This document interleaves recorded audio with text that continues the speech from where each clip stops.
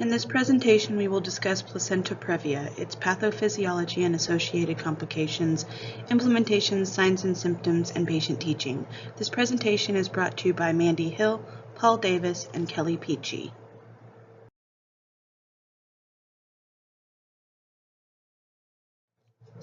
What is the placenta? The placenta is an organ formed during pregnancy that delivers and exchanges nutrients from the mother to the fetus, as well as the removal of waste products from the baby.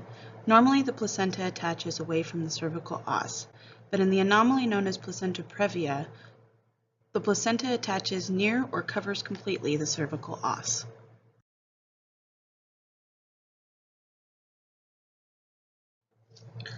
When the placenta attaches over the cervical os, this is known as complete placenta previa. Marginal placenta previa is when the placenta partially covers the cervical os. The cause of placenta previa is not well known. It has been found to be related to abnormal vascularization due to previous uterine injury. During labor, the placental attachment thins and causes bleeding and detachments. This releases thrombin, resulting in more uterine contractions, which ultimately cause more detachment and bleeding.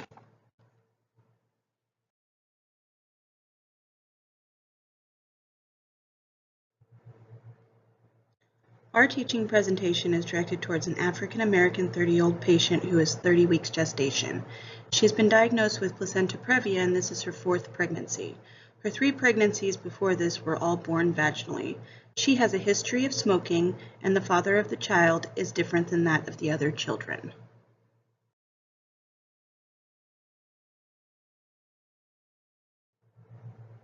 Here are the 5 W's of our teaching. We will teach the patient and the father of the child. We will provide the patient with written instructions and verbal conversation for our teaching. We will teach the couple our teaching points upon diagnosis and follow-up in future appointments. The following teaching is important for the couple to know to reduce stress and minimize risk to the mother and the baby. The healthcare team needs to provide information about complications, when to seek help, and interventions to remain safe. Some risk factors and causes of placenta previa are having pregnancies carrying multiple babies, having multiple pregnancies, having abnormalities of the uterine lining like fibroids, having scarring of the uterine lining, and having abnormalities with the placenta. Placenta previa can cause complications like blood loss in mom and baby, and this blood loss can result in shock. It can cause lack of oxygen to the baby, which can cause fetal distress. It can cause preterm labor or giving birth early. It can cause having to give birth via C-section, having an emergency hysterectomy, complications with the baby associated with prematurity, and ultimately death of mom and or baby. One of the main signs of complications with placenta previa is painless vaginal bleeding. The moment that this bleeding is noticed by a pregnant person, they should go to the hospital. Due to the placement of the placenta, it might prevent the uterus from being able to contract back to a pre-bleeding state, and this can result in preterm labor.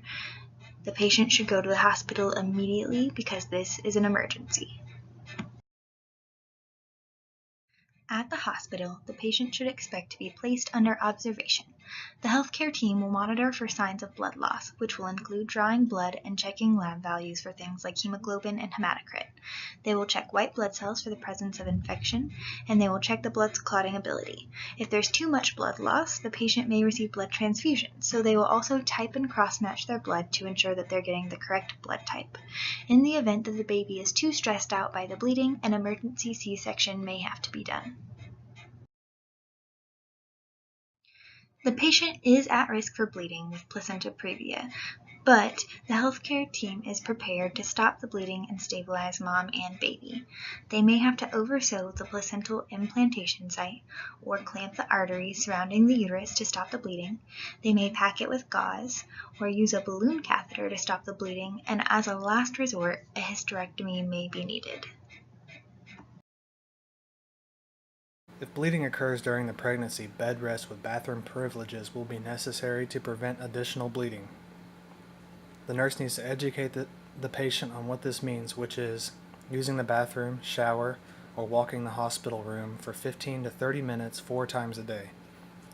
The nurse should provide teaching about diversional activities, which can include watching TV, blogging, journaling, and having friends come visit. The patient will also need to take an additional iron supplement if bleeding occurs during pregnancy to prevent anemia. The patient and spouse need education about refraining from intercourse. This also includes teaching for the mom not to introduce anything into the vagina.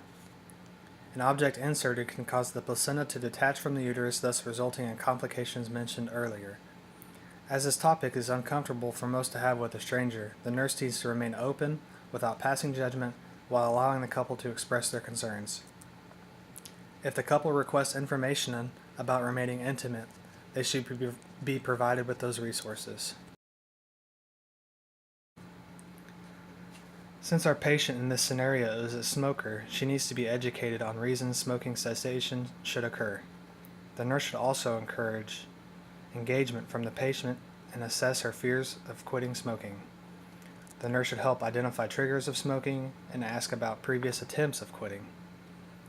The patient should be taught of the complications that smoking could cause, such as preterm birth and intrauterine growth restriction. Now we have a few practice questions. Take a moment to pause the video and answer the question.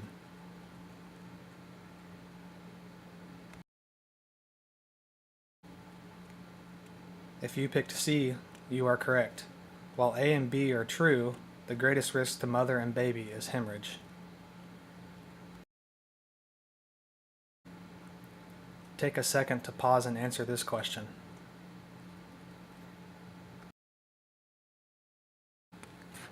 D is the correct answer. A patient with known placenta previa with any amount of vaginal bleeding needs to be as soon as possible, as this is an emergency.